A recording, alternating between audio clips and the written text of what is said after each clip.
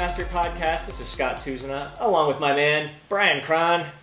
Today is all about nutrition, and probably the most common question we get asked when potential clients or new clients come up to us is, can you make me a meal plan? Something I can just stick to. It's something that just came up. We both, Bryan and I, did a coaching call with a client yesterday, and during that conversation that came up, he saw our kind of the guidelines that we initially give to clients to get them started off with, and he just brought up the topic. Hey, do you guys ever give out like a set structured meal plan to your customers? And it's usually something I kind of, it just makes me real uncomfortable, and it's something I used to do in the past, and then I realized whenever I give a meal plan, I'm just kind of forcing someone to eat the way I eat. Like, the meal plan is based on foods that I enjoy and foods that are easily accessible to me, foods that help me stick with the diet. Because as Bryan and I have mentioned before, we're very structured. We enjoy structure. Eating several of the same meals throughout the week is really helpful to us. But I never like to get to a point where I'm like set eating the exact same meals every single day, all day, every day. A set blueprint just doesn't appeal to me at all.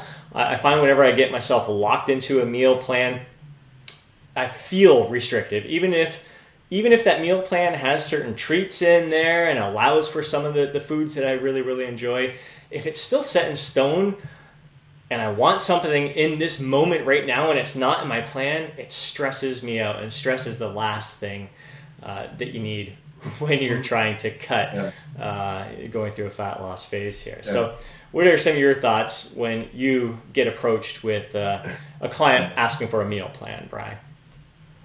Well, obviously, firstly, you have to address the legality factors. That, if you're not a registered dietitian, you can't legally send out a meal plan. So there's also that. But I'm the same way, man. I mean, I'm big on structure and consistency. That's probably like the defining thing that separates people who are successful from people who just make a little bit of progress and then fall apart, is having structure and consistency. But I agree, you don't need a hard, rigid meal plan to make that happen. Like, you just need some basic rules that kind of fit your what you're trying to achieve. And that doesn't mean 6.5 ounces of white fish. Oh, tilapia, right on.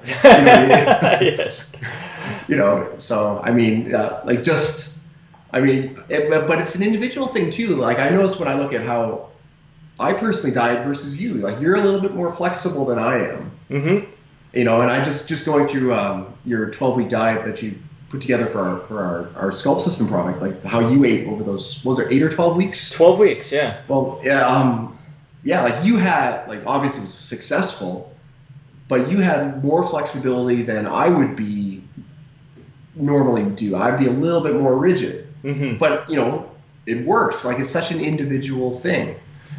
So you probably, I think what some people will notice, the people who go through our Physique Mastery Sculpt System 12-week fat loss plan there, they'll notice that the first 4 weeks I was a lot less flexible. Yeah. And the reason for that is that we were coming off the holidays and everything. I was super duper flexible. I just completely let loose during the holidays. So the first 4 weeks of that cutting phase, I think, I don't need to be flexible. I don't need any of this food.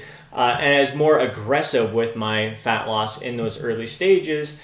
And then I tapered it off. I took a nice slow and steady approach the last 8 weeks, where I was only wanted to drop, my goal was to drop a pound a week. So that gave me extra calories to play around with, a little more room for flexibility. It just depends where you're at, how rigid. So there's times where I can be less flexible, but hey, if it allowed for it, it worked for me. And it was all just based on how I felt in the moments. There's some days where, again, that's the downfall of having a rigid plan. If there's days where I don't feel the desire for bumping up the calories or a desire to have a treat, Yet it's in my plan. Boom, today's your refeed day. Today we have chocolate bars and burgers and pizza in your plan. And I don't feel like it that day. To me, it's just a wasted opportunity. If I don't need it, why go for it? So we really teach I think there are people, I have had clients come up to me and say, I need a meal plan. You tell me what to eat, I will eat it the entire time. And they will. But the thing is, you don't learn anything during that process. You're following a set plan that's based on someone else, really. You're not learning how to listen to your body, listen to the cues, and learning that, hey, today, just because I have a scheduled refeed, if I don't feel it, I don't have to do it. And other days where you're like feeling, oh my God, your body's giving you all the cues you need a break, you need to get a little more fuel in you take advantage of those. So I think that's where our guidelines are much better than a set plan, a rigid plan. We have structure in there, but we don't have a rigid plan in place. Yeah, like having just slightly more general guidelines I find it's a lifesaver, because invariably, unless you're a seasoned pro at this and hyper focused, invariably something's gonna happen and you're gonna kind of quasi screw up. Mm-hmm. Like you'll be out at some function of some kind, you'll be like, oh boy, okay, I'm gonna have to try to, you'll make the best choices you can. And if you're committed to a hard, strict meal plan, then that would be a fail. Mm-hmm. And then you'd be like, oh frick, I blew this one. Whereas if you're just kind of in a more like just guideline mode, you can make that work. Make whatever that kind of sort of off meal, you can make it work within the day. And then just the next 5 or 6 days, you're near perfect and everything comes out in the wash. And it's such a much more mentally liberating, just like less stressful approach to things. Exactly. And you get to kind of, you're planning your nutrition around life. You're making your nutrition plan suit your lifestyle. So if next Saturday night you've got some sort of gathering plan, so you're going out with your buddies, you know that okay, I've got to be really good. I can be extra good leading up to that. Whereas if the rigid plan, if you're following a rigid meal plan and that evening happens to be set on a low calorie day, like you said, if you end up going a little bit off, you feel like you screwed up. Whereas you can really plan for that ahead of time with a flexible plan, and just leading up to it being really, really good, having that little splurge, and then being really good afterwards. So you're suiting it to your very lifestyle driven is the approach that we like to take for sure.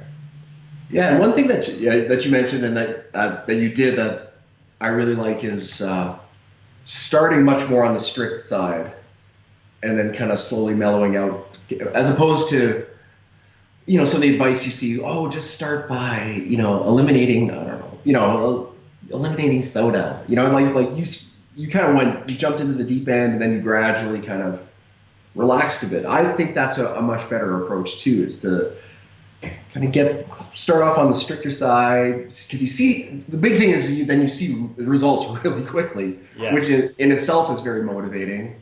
And that's a big reason for it, for sure. Especially in the beginning, seeing results is an incredible motivator. So it keeps you, it adds fuel to the fire. Also, you have more fat, so you can be more aggressive. And the risk of losing muscle is minimal compared to if you start a little bit more relaxed and you're just making subtle little adjustments, and then you get to the end of your cutting phase, you're like, I gotta buckle down, I gotta cut even more. Your risk of muscle loss is greater, and you're also like the mind games. Like it's a struggle, it's a challenge. You're getting leaner and leaner. Your body's fighting against you.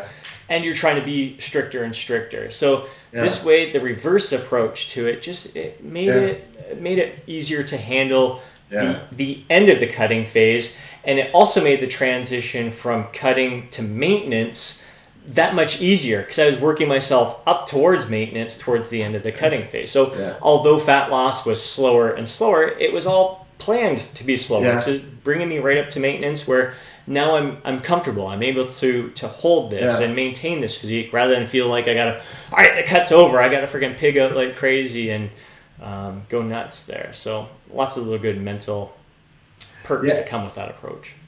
Yeah, that's an interesting point too. It would make it easier to make that kind of mental shift into maintenance if you're not, being super dialed in on a hyper strict nutrition plan, and all of a sudden it's over. You know, that's a big. I always say like that's the toughest part of a diet is when it's all of a sudden it's over. Now it's like, okay, how do I maintain now? So you kind of worked your way into maintenance, which I thought that was very, very clever. Yes. It definitely, it certainly extended the cutting phase longer because it was a slower approach towards the end. Yeah. But it's perfect. I think it worked out really, really, it pays off in the end. So. Yeah.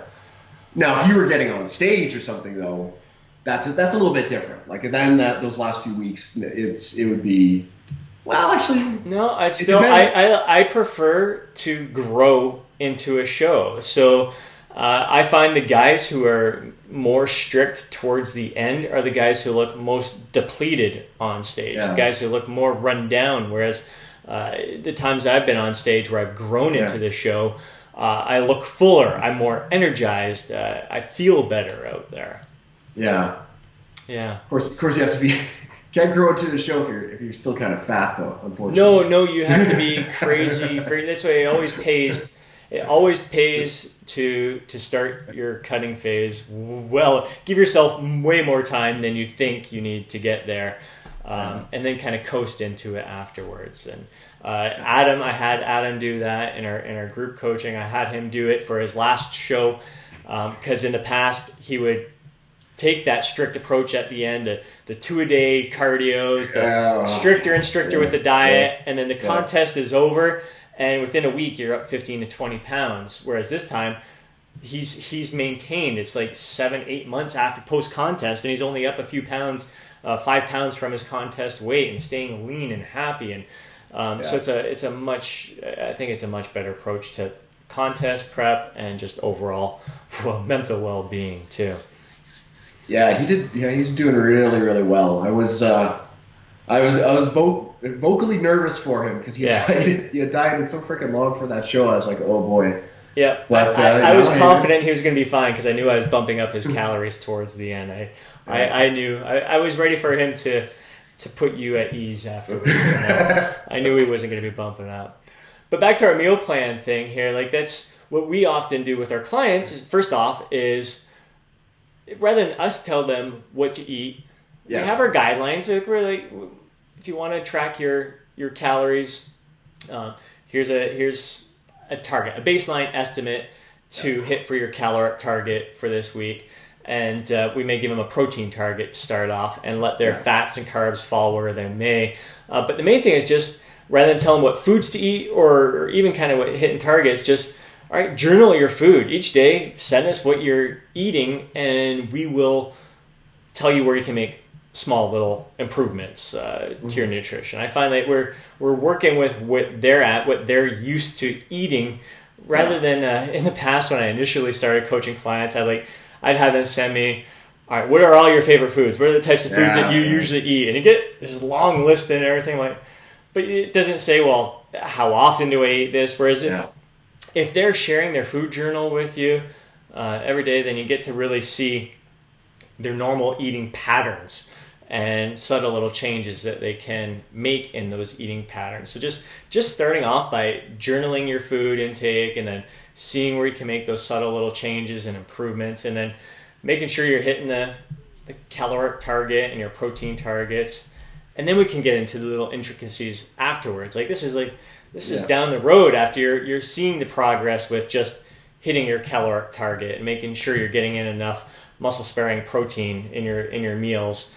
Then we can kind of play around and say, all right, well, you naturally seem to consume 40% carbs and 25% fat. Let's see if we can manipulate those a little bit and see if your body responds a little bit differently. And it's usually the minutia at the end. You've put in all the foundation has been laid. You know, certain caloric target is working good for you with that protein target. And now it's just subtle little changes to see if their body may respond a little bit better to higher fat, less carbs, or more carbs, a little less fat. Then you start playing around a little bit, but that's like down the road. That it seems to me that's the stuff that people want to get into immediely. Like, set my macros up right away and make sure it's just I don't understand all these macros. What should I be eating here? I'm like, fuck, just keep it simple. Hit that caloric target at first, and the protein target's a good one to aim for because it is muscle sparing during a cutting phase, and then we go from there. Absolutely.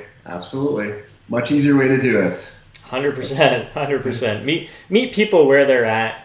Yeah. And make a plan suit your lifestyle. It has some flexibility built in there, and I see some people going overboard. I don't know. It's still it seems to be kind of dying off a little bit. The whole Skittles and donuts and all this other, like, people who really try to make pizza and all, like, make junk really a big part because it fits my macros. I think we're kind of getting a little bit away from that, where you still want to focus on the quality, nutrient-rich foods, because that's what's going to give you energy. And then when you need a little treat, I mean, you can have like a 200, 300 calorie treat here and there throughout the day. Eat some of your favorite foods, but a lot of your favorite foods should be good, healthy, nutrient-rich foods. I was just talking with Mike, my workout partner Mike, who dropped 30 pounds during this last cutting phase with me. And we're talking about it. We got Easter coming up here, and he's like looking at the list of foods that he would normally make on Easter. He's like, man, a lot of these things just don't appeal to me anymore. He wants the good, nutrient-rich stuff, and just don't feel that kind of desire for a lot of the crappier stuff as often, because whenever you indulge in it once, you're like, ugh, this is why I don't eat like this all the time anymore. So you want to it's good to have flexibility, but don't get so wrapped up in, I have to eat all this crap, and yay me, see I get to eat all this crap all the time and still lose weight. You still want to focus on the majority of the time being good, healthy, quality, nutrient-rich foods. Yeah, I think kind of what got lost in all that was, the point was, you can fit almost anything into, like, even a fat loss diet and still reach your goal, but embracing that and having it run in the back of your mind, that lowers stress. So then all of a sudden, when you do have a handful of freaking Skittles or whatever, or Pop-Tart, then all of a sudden it's not a big deal. You don't stress about it. You forget about it. You go you keep cruising on your plan. As opposed to, oh my God, I can't believe I ate that. I blew my night. Well, frick it. I'm just going to go off the rails till Monday. And that's what truly sabotages people. So exactly. Yeah. Yeah, that was the good that came out of it, but then it just went to, like with everything in our industry, going to extremes on certain things. And I definitely say that I both Mike and I and others who have gone through the cutting phase with us have been enjoying our favorite foods throughout the process, but it's this, I don't want to say in moderation, but it is to a certain degree. I allow those favorite foods in my meals. A lot of the healthy stuff are my favorite foods anyways. The good quality stuff that I'm eating every single day is my favorite foods, but some of these treats, like if I have pizza, what I've learned throughout this process, I mean, in the past, I can pound a pizza myself. I can easily have 12 slices. That's usually what I do, and I get to the point where I'm so full and stuffed. But knowing that, like, being flexible with my diet and allowing pizza in there, because I like pizza, but keeping it to 4 slices, like, I really realize that, shit, I enjoyed those 4 slices, and I don't feel stuffed and sick and just gross. I feel good about it. It was got it out of my system, and now I can move on the next day. So you don't need to go completely bonkers with it. Absolutely. I shouldn't say that. Pizza's my crack, man. I can't. Oh, that's the one exception. It has been to me. Honestly, it has been to me, and it blows me away. Like the first time I stopped at 4 slices, it was I intentionally bought a smaller size pizza, knowing that I could only get 4 slices. And I was like, you know what, that was good. It worked for me. And then we bought a larger pizza, and I was still able to stop at the 4 slices. And I think it's pretty damn good, pretty good. So it's learning as I'm going along. That's for sure. Well, while I was in California, we went for pizza, but I showed up late and didn't get to have any pizza, so I promptly left and went to another place and by myself and had 4 slices of pizza right before bed and felt much better about myself. That's awesome, man. Yeah, there you go. It's crack. Love it. Okay. I think we're good. I think we're good. That's awesome, man. Okay. Great discussion. Hope the people listening enjoyed the content here, and we'll be catching you guys soon. See ya.